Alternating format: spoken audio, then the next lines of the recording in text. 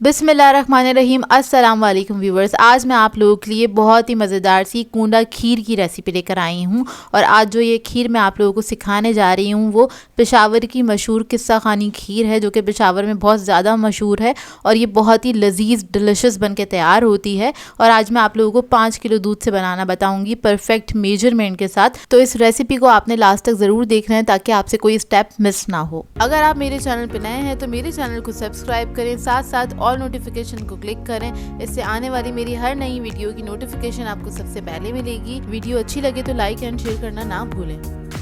तो चलिए ये रेसिपी स्टार्ट करते हैं। तो इसके लिए मैंने एक पैन ले लिया है। सबसे पहले हम नट्स को फ्राई करेंगे। तो थोड़ा सा ही तेल लिया है, 1 टीस्पून के बराबर। आप लोग चाहें तो घी के अंदर भी फ्राई कर सकते हैं। नट्स मैंने लिए हैं 1 कप के बराबर। बादाम और पिस्ते हैं। नट्स आप लोग अपनी मर्ज़ी के मुताबिक ऐड कर सकते हैं, कम या ज़्यादा जैसे आपको पसंद हो। बस नट्स को हमने क्या करना है, फ्राई कर लेना है।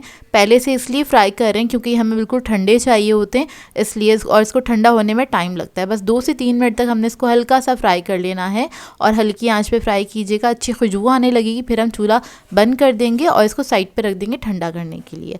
अब आ जाते हैं खोए की तरफ, दूसरे स्टेप की तरफ। तो इसके लिए हमें खोया तैयार करना है होममेड। तो इसके लिए मैंने 1/4 कप के बराबर घी ले लिया है, नॉर्मल डालडा घी लिया है। इसके अंदर ऐड करेंगे आधा कप दूध। इसके बाद इसके अंदर हम ऐड करेंगे पाउडर मिल्क। तो इधर मैंने लिया है 1.5 कप के बराबर पाउडर मिल्क। कोई भी अच्छे ब्रांड का ले लीजिएगा, फुल क्रीम होना चाहिए, बस इस बात का ख्याल रखिएगा। इसको मिक्स करेंगे अच्छी तरीके से और आपने लो मीडियम फ्लेम पे इसको कुक करना है और अच्छे से मिक्स कर लीजिएगा, इसमें कोई लम्स ना रहें। पाउडर मिल्क के ये क्विक सा खोया बन के तैयार हो जाता है। इंस्टेंट खोया की रेसिपी है, इसको आप किसी भी रेसिपी में यूज़ कर सकते हैं। तो इसके अंदर मुझे खोया यूज़ करना था, तो इस वजह से ये मैं बना रही हूँ। और चाहें तो आप लोग रेडीमेड भी ऐड कर सकते हैं। तो बस यहाँ पे ये जो खोया है 2 से 3 मिनट में पक के तैयार हो जाता है। बस इस पे आपने ये ख्याल रखना होता है कि बस आपने चमचा चलाते रहना है, मिक्स करते रहना है इसको, ताकि नीचे से जले नहीं और ये बस अच्छे से तैयार हो जाए। बस मीडियम फ्लेम पे इसको कुक कीजिएगा। तो देखिए इसको इस वक्त 2 मिनट हुए हैं पकते हुए, थिक होना स्टार्ट हो गया। बस आपने इसको इतना कुक करना है कि ये सिमट जाए इस तरह से। और उसके बाद हम क्या करेंगे, इसको निकाल के रख देंगे एक प्लेट में करके, किसी भी पैन में करके फ्रिज में रख दीजिएगा ताकि अच्छे से ठंडा हो जाए, क्योंकि हमें बिल्कुल ठंडा और सेट चाहिए। तो बस इसको मैं रख दूँगी। अब आ जाते हैं दूध की तरफ। इधर मैंने लिया है 5 लीटर दूध और इसको मैंने पकाने के लिए रख दिया था, मतलब इसको बॉईल आ गया है एक, और इसको हम लो मीडियम फ्लेम पे पकाने के लिए रख देंगे 10 से 15 मिनट के लिए। तो पहले आपने इसको पकाने के लिए छोड़ देना है चूल्हे के ऊपर और हल्की आंच पे बस रख दीजिएगा। उसके बाद आ जाते हैं अपने नेक्स्ट स्टेप की तरफ। तो यहाँ मैंने ले लिए हैं बासमती राइस 250 ग्राम्स के बराबर। अच्छी क्वालिटी के राइस ले लीजिएगा, क्योंकि खीर के अंदर आप अच्छी क्वालिटी के राइस यूज़ करेंगे तो उसका टेस्ट भी अच्छा ही आएगा। तो राइस की आपने क्वालिटी देख ली है कैसी है। यहाँ पर मैं बता दूँ 1 kg के लिए हमें ज़रूरत होगी 50 ग्राम राइस की।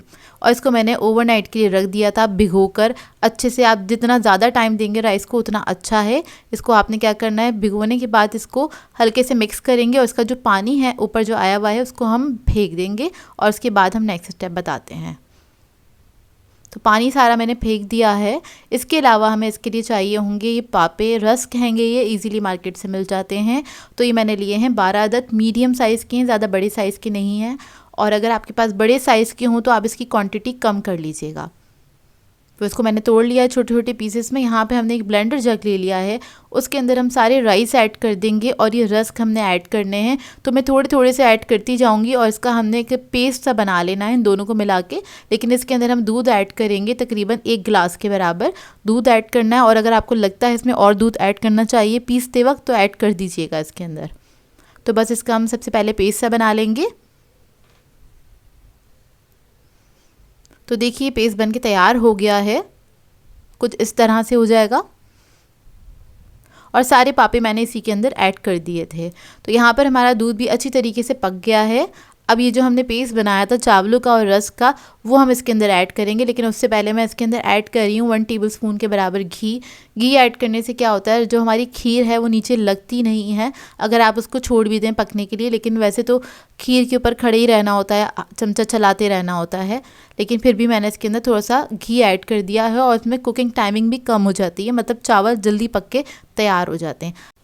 अब ये पेस्ट हम इसके अंदर ऐड कर देंगे और ऐड करने के साथ ही आपने क्या करना है, फ़ौरन से मिक्स कर लेना है। नीचे ये जमा नहीं होना चाहिए, नहीं तो सेट होना स्टार्ट हो जाएगा और लम्स बन जाएंगे। तो फ़ौरन से आपने चमचा चला देना है और अच्छी तरीके से मिक्स कर लीजिएगा। इसको एक बार आपने बहुत अच्छे से मिक्स कर लेना है और इसके बाद हम इसको बस पकाते रहेंगे। और इस खीर की कुकिंग जो होगी सारी लो मीडियम फ्लेम पे होगी, हाई फ्लेम पे आपने इसको कुक नहीं करना है।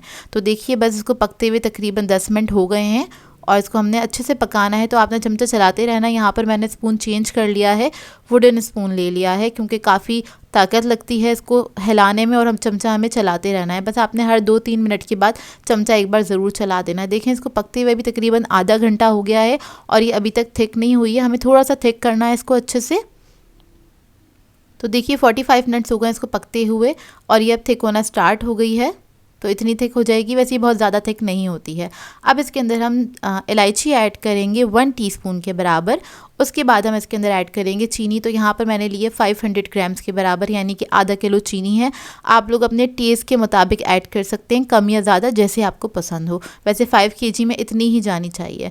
तो चीनी ऐड करने के बाद क्या होगा, हम इसको मिक्स कर देंगे और ये दोबारा से पतली हो जाएगी खीर। तो फिर दोबारा से हमने इसको कुक करना है तकरीबन 15 से 20 मिनट तक, जब तक ये थिक नहीं हो जाती। जब तक आपने इसको कुक करना है और इसी तरह से चमचा चलाते रहिएगा और साइडों पे जो खीर जमा हो रही है उसको आपने स्पैचुला से हटाते रहना है।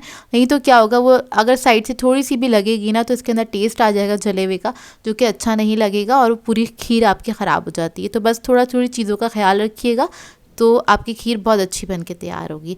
अब नट्स जो हैं हमारे ठंडे हो गए हैं, तो हम क्या करेंगे, नट्स को हमने कूट लेना है।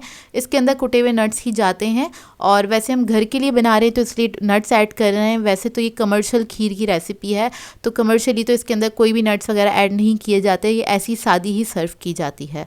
लेकिन आप ये नट्स ज़रूर ऐड कीजिएगा, इससे बहुत अच्छा टेस्ट आता है और फ्राई नट्स का तो और ही अच्छा आता है। तो देखिए नट्स को बस मैंने कूट लिया है मोटा मोटा सा और इसको हम निकाल लेंगे एक बाउल के अंदर।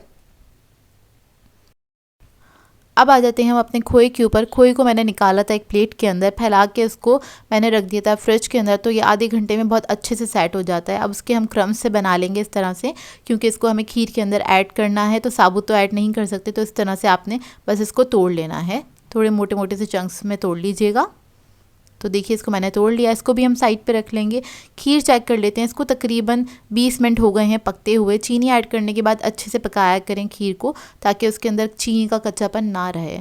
अब जब ये थिक हो जाएगी फिर हम इसके अंदर ऐड करेंगे खोया, और खोए के साथ मैं ऐड कर दूंगी थोड़े से नट्स ऐड करूंगी, बस 2 टेबलस्पून के बराबर, ताकि खीर के अंदर एक अच्छा सा टेस्ट आ जाए नट्स का, क्योंकि इसको हमने फ्राई किया था और फ्राई करे हुए जो नट्स होते हैं ना उसका टेस्ट बहुत अच्छा आता है। तो बस इसको हम इतना कुक करेंगे, जो ये हमारा खोया है इसके अंदर अच्छे से डिज़ोल्व हो जाए। तकरीबन 10 से 15 मिनट और कुक करेंगे तो ये हमारी खीर पक के तैयार हो जाएगी। इसको मिक्स करने के बाद इसके अंदर मैंने केवड़ा एसेंस भी ऐड कर दिया था, तो 1 टीस्पून के बराबर हम ऐड करेंगे केवड़ा एसेंस। अगर आपको अच्छा लगता है तो ज़रूर ऐड कीजिएगा, इससे बहुत अच्छी खुशबू आती है और टेस्ट भी बहुत अच्छा हो जाता है। तो बस इसको मिक्स करेंगे और पकने के लिए छोड़ देंगे, और आपने बस मुस्तकिल चमचा चलाते रहना है, इस बात का ख्याल रखिएगा। और बस खीर हमारी तैयारी पे अच्छी सी थिक हो गई है। इससे ज़्यादा इसको थिक नहीं कीजिएगा, नहीं तो ये बहुत ज़्यादा मतलब सेट होने के बाद बहुत ज़्यादा जम जाएगी, जो अच्छी नहीं लगेगी। तो देखिए खीर हमारी रेडी हो गई है। अब इसको हम कूंडों में निकाल लेंगे। तो देखिए इसके लिए मैंने मिट्टी के कूंडे लिए हैं। आप लोग चाहे तो स्टील के जो तसले होते हैं, परास टाइप की होती हैं ना, उसके अंदर भी निकाल सकते हैं, घर की डिशों में भी निकाल सकते हैं। तो मिट्टी के कूंडों में बहुत अच्छी लगती है, इससे इसका टेस्ट भी बढ़ जाता है। तो यहाँ पर मैंने 3 कूंडे भर लिए थे। इसके अलावा छोटे छोटे बाउल्स थे, वो भी काफ़ी सारे भर गए थे, मतलब सेट हो गए थे खीर के साथ। ऊपर से थोड़ा सा बादाम पिस्ता हम ऐड कर देंगे जो हमने कूट के रखा था।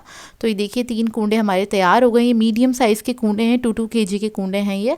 और इसको हम रख देंगे ओवरनाइट के लिए, ताकि अच्छे से सेट हो जाए। और ठंडी ठंडी खीर ही अच्छी लगती है खाने में, तो इसको आप ठंडा ठंडा सर्व कर सकते हैं, पूरियों के साथ सर्व कर सकते हैं। और इसके अलावा आप इसको एज अ डिज़र्ट भी सर्व किया जाता है, क्योंकि सभी फेवरेट होती है खीर। तो हमें तो बहुत पसंद है, आपको पसंद है कि नहीं मुझे ज़रूर बताइएगा कमेंट करके। और इसका टेक्सचर देखें कितना अच्छा, स्मूथ, बहुत ही मज़ेदार, और ऐसे मुंह में जाके बिल्कुल घुलने वाली बन के तैयार हुई थी। एक बार ज़रूर ट्राई कीजिएगा इस रेसिपी को। मैंने बिल्कुल परफेक्ट मेजरमेंट के साथ आपको बताई है, ताकि आप लोगों की मिस्टेक ना हो और आप लोग भी इस खीर को एंजॉय कर सकें जिस तरह से मैंने एंजॉय किया था और मेरी फैमिली ने एंजॉय किया था। आई होप आपको ये रेसिपी अच्छी लगी हो। मैंने बहुत अच्छे से एक्सप्लेन करने की पूरी कोशिश की है, और अगर कुछ ना समझ में आया हो तो मुझसे कमेंट करके पूछ सकते हैं। ये डिलिशियस सी खीर की रेसिपी ट्राई करें तो अपना फीडबैक ज़रूर दीजिएगा, मुझे बताइएगा ज़रूर कैसी लगी आपको ये रेसिपी। सो व्यूअर्स, अगर आप लोगों को मेरी रेसिपीज़ अच्छी लगती हैं तो मेरे चैनल को सब्सक्राइब करें, लाइक करें, कमेंट ज़रूर किया करें, शेयर भी ज़रूर किया करें अपने फ्रेंड्स के साथ, फैमिली के साथ। तो मुझे अपनी दुआओं में याद रखिएगा। अल्लाह हाफ़िज़।